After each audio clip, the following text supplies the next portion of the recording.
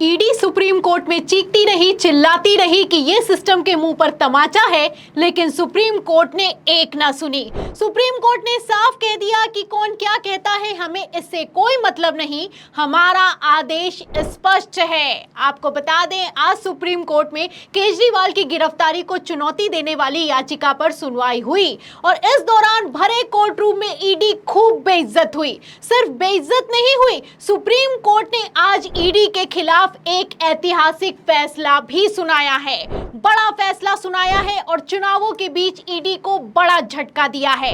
तो supreme court ने क्या ऐतिहासिक फैसला सुनाया है, आपको फैसला बताएंगे, लेकिन उसके पहले ईडी सुप्रीम कोर्ट में कैसे बेइज्जत हुई है फटाफट से बता देते हैं। खबर आप देखिए आज तक की। देखिए इसमें लिखा है कि यह सिस्टम के मुंह पर तमाचा है, सुप्रीम कोर्ट में केजरीवाल के भाषणों का हवाला देकर बोली ईडी। तो ईडी ने सुप्रीम कोर्ट में आज जब केजरीवाल की गिरफ्तारी को चुनौती देने वाली याचिका पर सुनवाई हो रही थी तो कहना था कि यह सिस्टम के मुंह पर तमाचा है जिस तरीके के भाषण दे रहे हैं सीएम केजरीवाल जमानत मिलने के बाद। इस पर सुप्रीम कोर्ट ने कहा कि कौन क्या कहता है इस पर बात मत कीजिए, आप मुद्दे पर केंद्रित रहिए। क्या कहा सुप्रीम कोर्ट ने, ध्यान से सुनेगा। देखिए इसमें लिखा है कि ईडी ने सुनवाई के दौरान कोर्ट के समक्ष केजरीवाल के बयान का जिक्र करते हुए कहा कि केजरीवाल अपनी सभाओं में कह रहे हैं कि अगर लोग आम आदमी पार्टी को वोट दे देंगे तो वो 2 जून को जेल नहीं जाएंगे। इस पर जस्टिस खन्ना ने कहा कि हमारा आदेश बिल्कुल स्पष्ट है, हमने अंतरिम जमानत की मियाद तय कर दी है कि कब से कब तक केजरीवाल को राहत दी गई है। हमारा आदेश स्पष्ट है, कौन क्या कह रहा है इससे हमें मतलब नहीं है, बेहतर होगा कि हम कानूनी मुद्दे पर ही बहस केंद्रित रखें। तो आप देख सकते हैं कि ईडी को कैसे एक ही झटके में खारिज कर दिया, सुप्रीम कोर्ट में खारिज कर दिया गया और तो और उनकी आपत्ति तक को नहीं सुना गया। क्योंकि देखा जाए तो ईडी सिर्फ आपत्ति दे सकती है, गिरफ्तार कर सकती है और समन दे सकती है, ना चार्जशीट दाखिल कर सकती है और ना ही सबूत दे सकती है। और सुप्रीम कोर्ट ये अच्छे से समझती है। ऐसे हालातों में ईडी ने फिर जब भटकाने की कोशिश की तो सुप्रीम कोर्ट ने कहा कि इधर उधर मत जाइए, कौन क्या कहता है ये मत बताइए और मुद्दे की बात करिए। क्योंकि यहाँ पर गौर करने वाली बात यह है कि सीएम केजरीवाल को तो 40 दिन में जमानत मिल गई, लेकिन अगर संजय सिंह की बात की जाए तो आप अंदाजा लगा सकते हैं कि ईडी कथित तौर पर कितनी निकम्मी है। 6 महीने तक संजय सिंह को गिरफ्तार क्या करके रखा गया और उसके बाद भी सुप्रीम कोर्ट में यह कह दिया गया कि हमारे पास संजय सिंह के खिलाफ कोई सबूत नहीं है। लंच के पहले और लंच के बाद 2 कार्रवाई पूरी हुई। पहले लंच के पहले कोर्ट ने ये कहा कि भाई जैसा आर्गुमेंट चला है उस आधार पे संजय सिंह के खिलाफ कोई सबूत नहीं है, आप इस पे जो है इंस्ट्रक्शंस लेकर आइए और हमें बताइए कि आप क्या करना चाहते हैं, क्योंकि अगर हमने ऑर्डर में लिखा दिया कि इनके खिलाफ कोई केस नहीं बनता है तो आपके लिए ये नुकसानदेह हो सकता है। ईडी आई, ईडी ने कहा कि जी हमें कोई ऑब्जेक्शन नहीं है और इनको बेल दे दी जाए। तो सुना आपने सुप्रीम कोर्ट में किस तरीके से संजय सिंह की जमानत के समय भी ईडी फुल बेइज्जत हुई थी।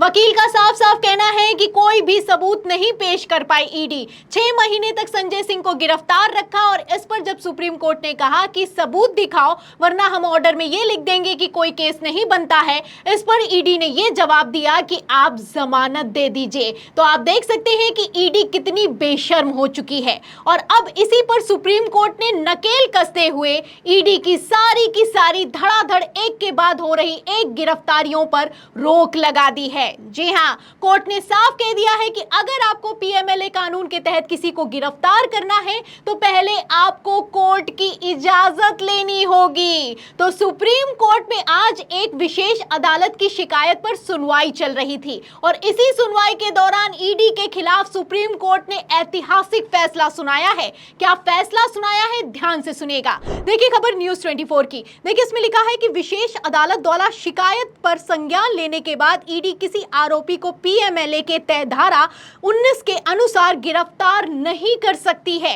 ईडी को हिरासत के लिए कोर्ट में आवेदन करना होगा। तो आप देख सकते हैं, इसको गिरफ्तार करो, उसको गिरफ्तार करो, इसको समन भेजो, उसको समन भेजो, इस पर एक ही झटके में सुप्रीम कोर्ट ने रोक लगा दी है। सुप्रीम कोर्ट का कहना है कि अगर अब गिरफ्तारी करनी है तो गिरफ्तारी करने से पहले सबूत दिखाने होंगे और सबूत दिखाकर पहले कोर्ट को आश्वासन में लेना होगा कि हम इसको गिरफ्तार कर सकते हैं क्या, और जब कोर्ट कहेगा कि आप गिरफ्तार कर सकते हैं तभी ईडी किसी को कस्टडी में पूछताछ के लिए रख सकती है। तो ईडी को चुनावों के बीच कितना तगड़ा झटका लगा है आप सुप्रीम कोर्ट के इस फैसले से अंदाजा लगा सकते हैं, क्योंकि अगर सीएम केजरीवाल की बात की जाए तो सीएम केजरीवाल को भी पीएमएलए के तहत ही गिरफ्तार किया गया था। खबर भी देखिए, इसमें लिखा भी है कि ईडी ने जिस पीएमएलए में अरविंद केजरीवाल को किया अरेस्ट उसमें क्यों नहीं मिलती है आसानी से बेल। तो पीएमएलए की अगर बात की जाए तो इसमें आसानी से बेल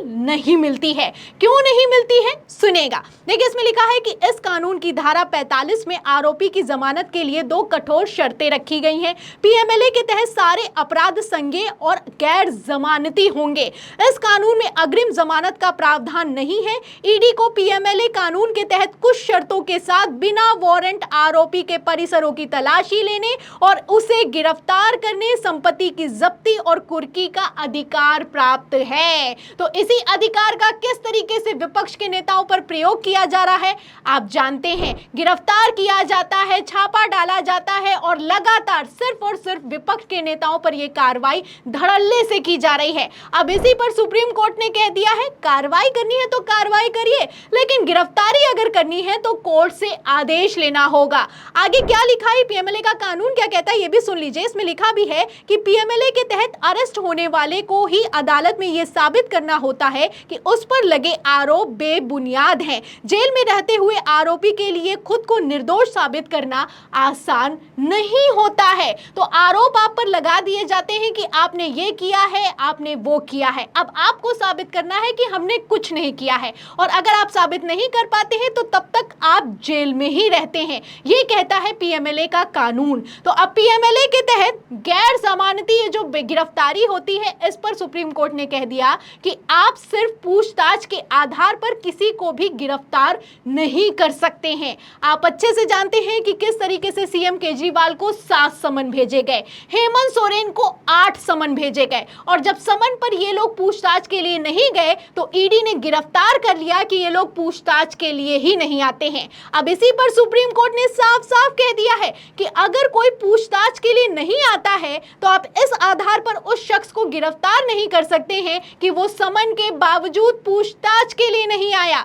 आपको पुख्ता सबूत दिखाने होंगे। तो पहले तो गिरफ्तारी के बाद सबूत दिखाने होते थे, और अब आप देख सकते हैं कि गिरफ्तारी करने के लिए भी सबूत दिखाने होंगे। सुप्रीम कोर्ट ने आगे क्या कहा है सुनेगा। देखिए, इसमें लिखा भी हुआ है खबर में कि कोर्ट ने कहा है कि ऐसी सूरत में अगर ईडी को उस पर आरोपी की हिरासत चाहिए तो उन्हें कोर्ट से ही कस्टडी की मांग करनी होगी। कोर्ट तभी आरोपी की कस्टडी ईडी को देगा जब एजेंसी के पास पूछताछ की जरूरत को साबित करने के लिए पुख्ता कारण होंगे, पुख्ता सबूत होंगे।